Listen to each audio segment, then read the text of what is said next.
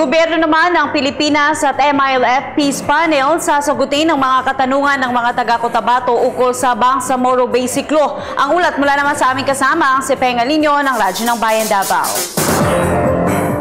Upang madagdagan pa ang kaalaman ng mamamayan ng Cotabato at masagot ang ilang mga mahalagang katanungan patungkol sa Bangsamoro Basic Law o BBL at sa itatatag na Bangsamoro Government, pangungunahan ng Provincial Government of Cotabato ang isang forum na Provincial Information, Education and Communication on BBL sa araw na ito. Ayon kay Governor Emily Lou Mendoza, magandang layunin ng Bangsamoro Government dahil nais nito na makamit ang pangmatagalang kapayapaan sa Cotabato at sa buong Mindanao.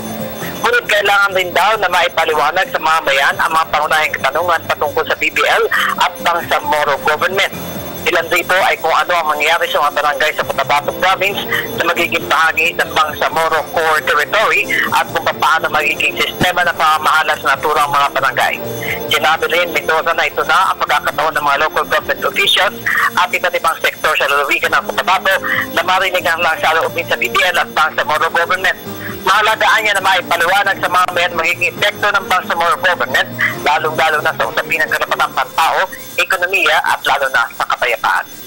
Para sa Telebisyon ng Bayan, Peng Alinio, Radyo ng Bayan, Davao.